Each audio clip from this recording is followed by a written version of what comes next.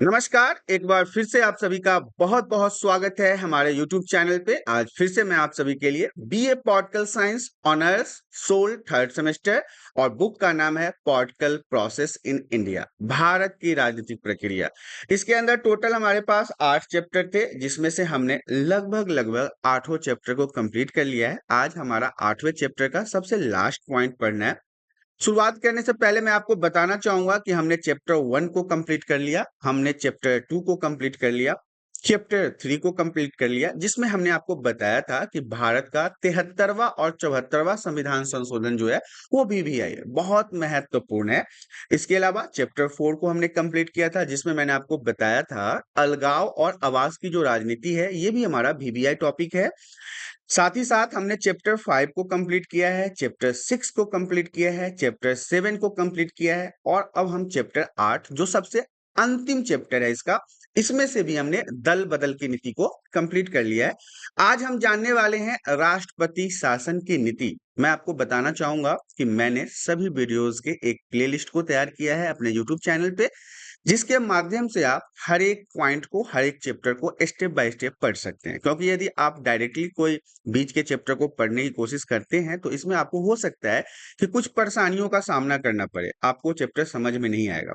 यदि आप चैप्टर 1 से लेके कंटिन्यू चैप्टर 8 तक के वीडियोस को देखते हैं तो मुझे पता है कि आप इन सभी चैप्टरों को सही तरीके से समझ लेंगे। तो आइए शुरुआत करते हैं चैप्टर 8 का जो सबसे अंतिम पॉइंट है, राष्ट्रपति शासन की नीति।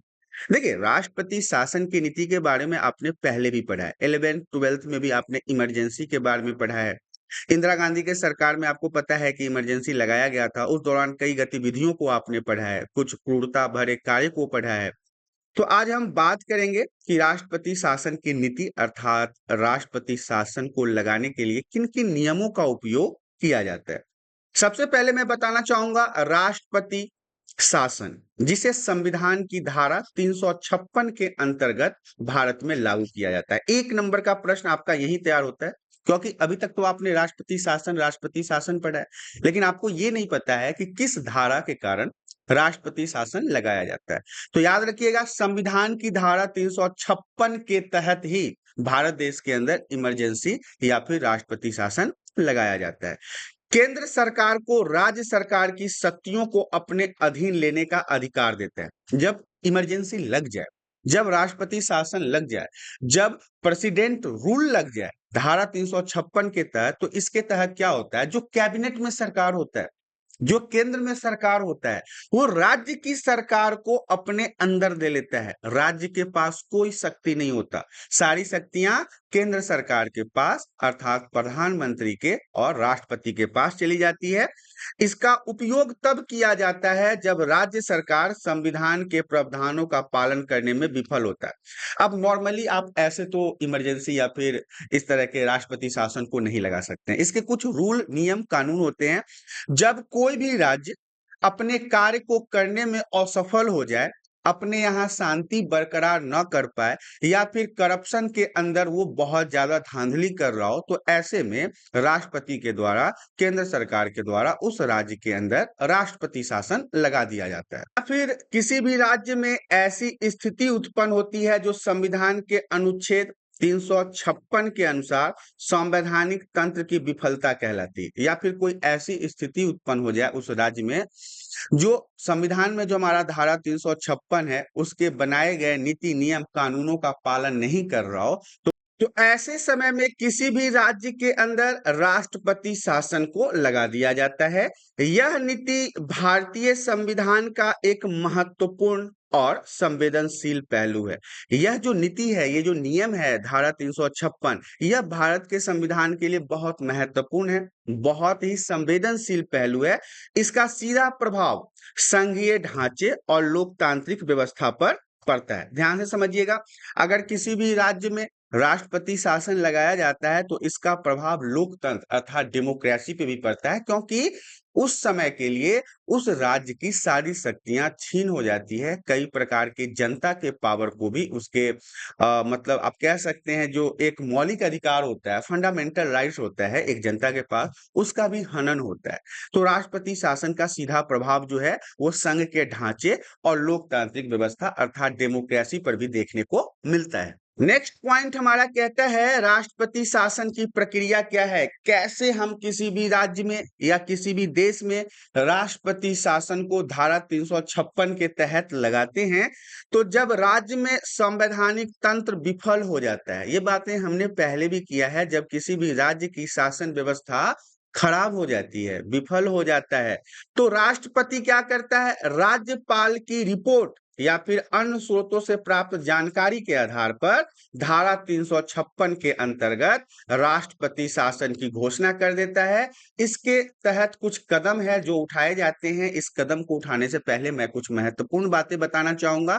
हर एक राज्य में राष्ट्रपति का एक कार्य करने वाला राज्यपाल होता है। अगर राज्यपाल सूचना देता है राष्ट्रपति को कि इस राज्य में शासन व्यवस्था सही तरीके से नहीं चल रही है, लॉ एंड ऑर्डर जो है वो सही तरीके से नहीं चल रहा है, संविधान के नियमों का पालन सही तरीके से नहीं हो रहा है, लोगों में अफरा तफरी है, युद्ध का माहौल है, तो ऐसे में राष्ट्रपति वहां पे राष्ट्रपति शासन लगा देता है। इसमें क्या क्या होता है, तो सबसे पहला तो होता है राज्य विधानसभा का निलंबन या विघटन हो जाता है। जो राज्य में सरकार होता है, जो विधायकों का मंडल होता है, जो सीएम अर्थात चीफ मिनिस्टर होता है, उसके पावर को सीज कर दिया जाता है। राष्ट्रपति शासन लगने पर राज्य की विधानसभा को निलंबित कर दिया जाता है, उसे भंग कर दिया जाता है। इसके परिणाम स्वरूप राज्य में विधायी शक्तियां अस्थायी रूप से संसद के पास चली जाती है। ध्यान से समझिएगा, जो विधायकों के माध्यम से, क्योंकि हमारे यहाँ दो प्रकार के जनप्रतिनिधि होते हैं, एक तो सांसद होता है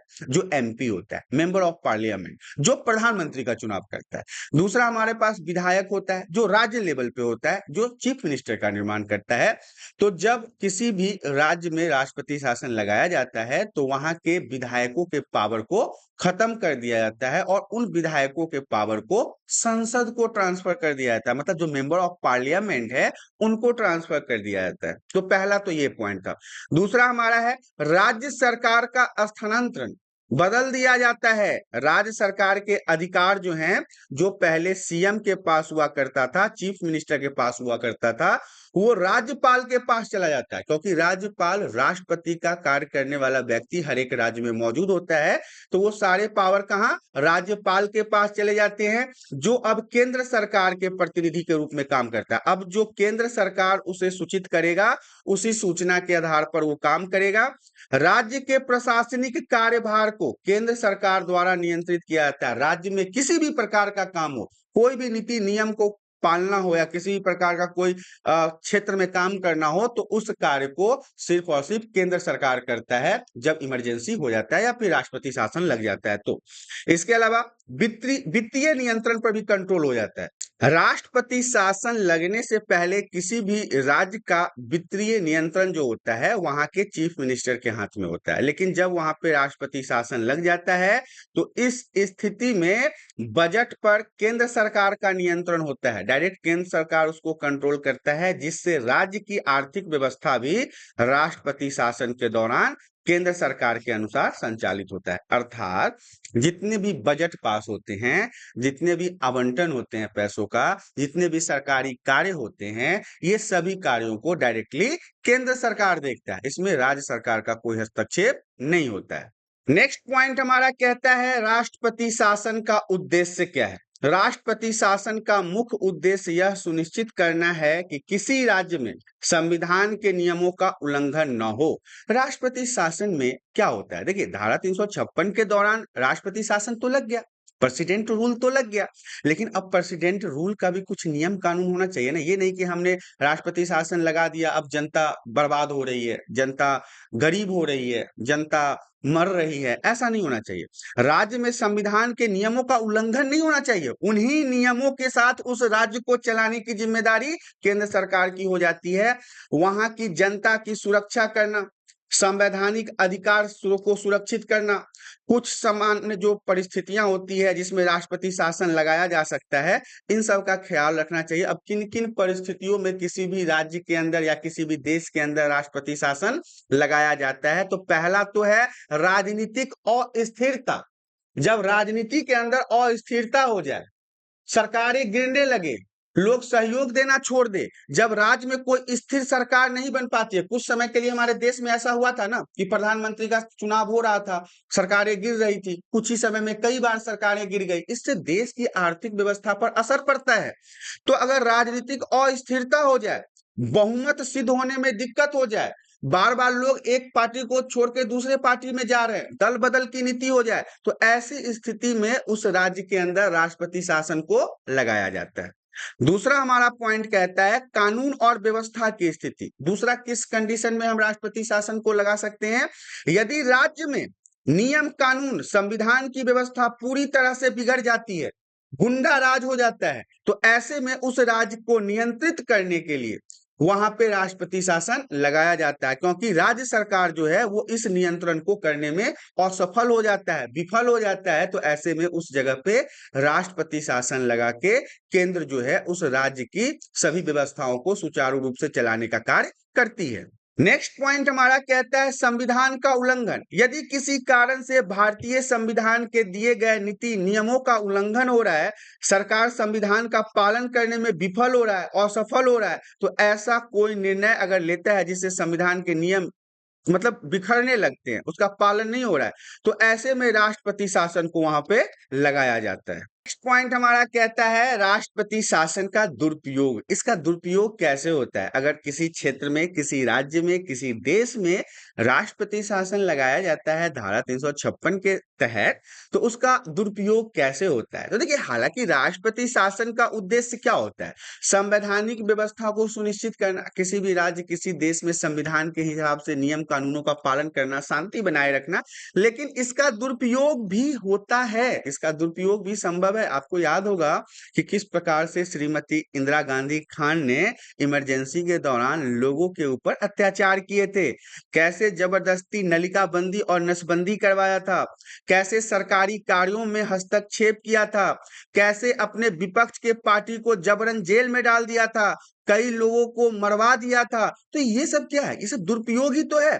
भारतीय राजनीति के इतिहास में कई बार राष्ट्रपति शासन का उपयोग राजनीतिक स्वार्थों के लिए किया गया है। देखिए, यहाँ पे डायरेक्टली आपको बताया नहीं गया है, लेकिन मैं आपको डायरेक्टली बताता हूं। निजी स्वार्थ या फिर राजनीतिक स्वार्थ कहने का मतलब है अपने सत्ता का दुरुपयोग करके राष्ट्रपति शासन लगाया गया है, जिसमें सबसे अव्वल नंबर पर श्रीमती इंदिरा गांधी खान का नाम आता है। उदाहरण के लिए, एक ही पार्टी की केंद्र और राज्य में सरकार होने पर केंद्र द्वारा राज्य की सरकार को बर्खास्त करके वहां पे राष्ट्रपति शासन लगाया गया है।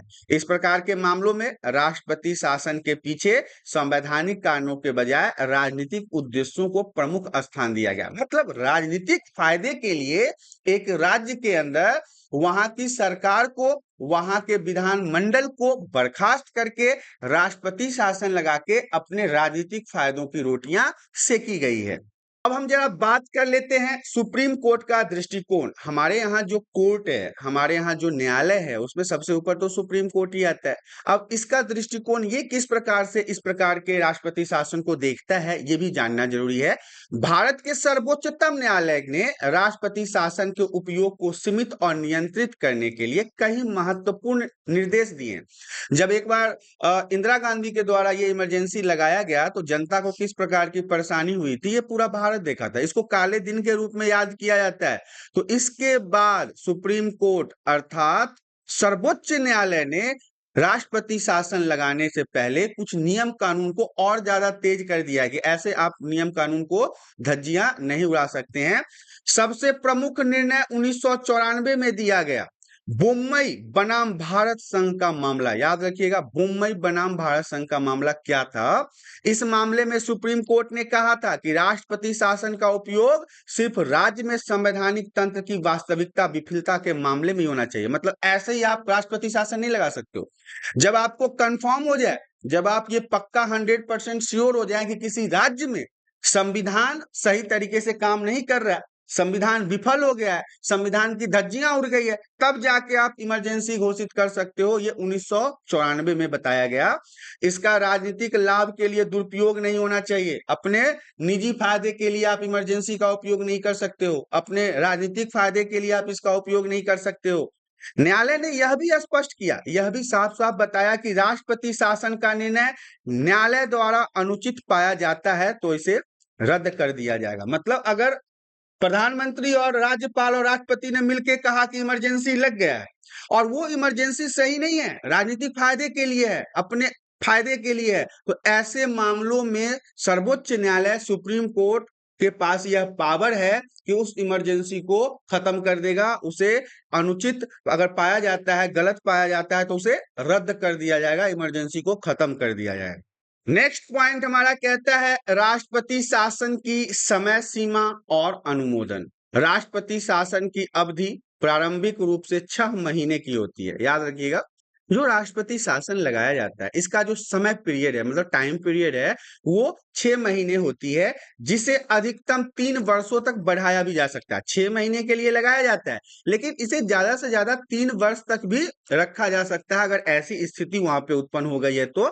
लेकिन इसके लिए संसद की अनुमति और कुछ विशिष्ट शर्तों का पालन करना भी आवश्यक है। जो मेंबर ऑफ पार्लियामेंट है, जो जनप्रतिनिधि हैं, उनका राय विचार करना यहाँ पे जरूरी है। हर 6 महीने के बाद संसद को इसे पुनः अनुमोदित करना है। 3 वर्षों से अधिक राष्ट्रपति शासन लगाने के लिए कुछ नियम और कानून है जिसे पालन करना पड़ेगा। ऐसे तो 6 महीने के लिए लगाया जाता है, लेकिन 3 वर्ष या उससे अधिक आप लगाना चाहते हैं तो आपको नियम कानून का पालन करना पड़ेगा, जिसमें है राष्ट्रीय आपातकाल। यदि राज्य या राष्ट्र में राष्ट्रीय आपातकाल लागू हो तब आप इसे 3 वर्ष तक बढ़ा सकते हैं। चुनाव आयोग की भी स्वीकृति होनी चाहिए, उसका भी इसमें मतलब होना चाहिए। वो प्रमाण पत्र देगा आपको, एक सर्टिफिकेट देगा। राज्य में स्वतंत्र और निष्पक्ष चुनाव कराना संभव नहीं है। अगर ये बात चुनाव आयोग कह देता है कि इस राज्य की ऐसी स्थिति है जहां पे स्वतंत्र रूप से चुनाव नहीं करवाया जा सकता है, दिक्कतें उत्पन्न हो रही है, तो वहां पे इमरजेंसी के टाइम पीरियड को और बढ़ाया जा सकता है। अब हम बात करेंगे राष्ट्रपति शासन का प्रभाव क्या होता है, क्या क्या इफेक्ट होता है राष्ट्रपति शासन लगने के बाद।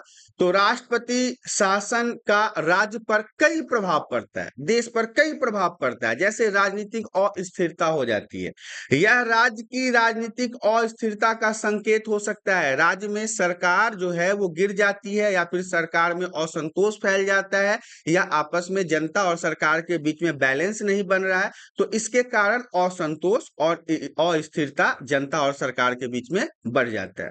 संघीय ढांचों पर भी इसका प्रभाव पड़ता है। भारत के संघीय ढांचे के लिए राष्ट्रपति शासन एक चुनौतीपूर्ण स्थिति पैदा कर देता है, क्योंकि जो सरकार का हमारे पास प्रोसेस है वो जनता के द्वारा चुने हुए सरकार को भेजता है। ऐसे में जनता का विश्वास उठने लगता है, इसलिए संघीय ढांचों पर इसका प्रभाव पड़ता है। राज्य की स्वायत्ता को कम करके केंद्र की शक्तियां बढ़ जाती है। पहले जो राज्य के पास पावर हुआ करता था उसको खत्म करके सारा पावर केंद्र सरकार के पास चला जाता है। केंद्र और राज्यों के संबंध में असंतुलन उत्पन्न हो जाता है, मतलब राज्य सरकार और केंद्र सरकार के बीच में लड़ाइयां झगड़ा होना शुरू हो जाता है। जनता का विश्वास भी महत्वपूर्ण है। यदि राष्ट्रपति शासन का उपयोग अनैतिक या राजनीतिक लाभ के लिए होता है तो इससे जनता का विश्वास लोकतांत्रिक प्रणाली से कम होने लगता है। लोग समझते हैं कि यार सरकार तो अपने फायदे के लिए काम कर रही है, तो हम क्यों सरकार के प्रति सोचे। तो इससे जनता और सरकार के बीच में मतलब विश्वास कम हो जाता है, उनका उसके साथ लगाव कम हो जाता है। हम बात करेंगे इसके निष्कर्ष के बारे में। तो देखिए, राष्ट्रपति शासन भारतीय संविधान का एक महत्वपूर्ण सुरक्षा उपाय है, जो राज्य में संवैधानिक संकट की स्थिति में केंद्रीय हस्तक्षेप की अनुमति देता है। यदि राज्य में किसी भी प्रकार की परेशानी होती है तो फिर क्या होता है, इसमें केंद्र जो है वो अपना हस्तक्षेप करता है। हस्तक्षेप करने के बाद उनको सही तरीके से रास्ते पे लाने का कोशिश करता है। इसका सही और निष्पक्ष उपयोग ही संघीय ढांचे में लोकतंत्र को मजबूत कर सकता है। अगर केंद्र जो है वो सही तरीके से इसमें निष्पक्ष होके फैसला न सुनाए तो दिक्कत हो सकती है। इसलिए केंद्र जो है इसको लोकतंत्र को मजबूत करने के लिए अपना महत्वपूर्ण स्थान देता है। इसके दुरुपयोग से न केवल राज्य की स्वायत्ता पर प्रश्न उठता है, मतलब अगर आप इमरजेंसी के दौरान सरकार का गलत उपयोग करते हो और सांसदों का गलत उपयोग करते हो तो इसके डेमोक्रेसी पर इसका असर पड़ता है। न्यायपालिका के नियंत्रण और संवैधानिक प्रावधानों के अनुपालन से यह सुनिश्चित किया जा सकता है कि राष्ट्रपति शासन का केवल मतलब उपयोग जो है वो केवल उचित स्थिति में किया जाए। ये नहीं कि जब मन है तब धड़ल्ले से राष्ट्रपति शासन लगा दे रहे हैं, इससे व्यवस्था बिगड़ती है। इसलिए यहाँ पे यह ध्यान देना भी ज़रूरी है, इसलिए न्यायालय भी यही कहता है, हमारा जो सर्वोच्च न्यायालय है, कि अगर विशेष परिस्थिति में मैं किसी प्रकार की गड़बड़ी को देखता हूँ, तो ऐसी स्थिति में मैं इसे रद्द कर दूँगा। इसलिए निजी स्वार्थ के लिए, राजनीतिक स्वार्थ के लिए आप किसी भी राज्य या किसी देश में इमरजेंसी घोषित नहीं कर सकते हैं। इस प्रकार से आपने देखा चैप्टर 8 का जो सबसे लास्ट पॉइंट था राष्ट्रपति शासन की नीति, ये भी यहाँ पे समाप्त हो गया है। लगभग ये पूरा बुक हमारा समाप्त हो गया है। लगभग नहीं, एक्चुअली हो ही चुका है। तो यहाँ पे आपने देखा SOL third semester BA political science honours political process in India, Bharat की राजनीतिक प्रक्रिया, पूरी बुक को समाप्त कर दिया गया है। इसके जितने भी इंपॉर्टेंट पॉइंट थे वो सभी आपको बता दिया गया है। इसके हमारे प्लेलिस्ट तैयार हो चुके हैं जिसमें सारे वीडियो को स्टेप बाय स्टेप जोड़ दिया गया है। आपके एग्जाम के लिए काफी महत्वपूर्ण है, खासकर बीए पॉलिटिकल साइंस के बच्चों के लिए। तो यहाँ पे मैं बताना चाहूंगा कि यदि वीडियो आपको पसंद आता है तो वीडियो को लाइक, और चैनल पे पहली बार आए तो चैनल को सब्सक्राइब करें, ताकि इसी प्रकार के एजुकेशनल वीडियो आपको हमेशा प्राप्त होता रहे। आज के लिए इतना ही, धन्यवाद।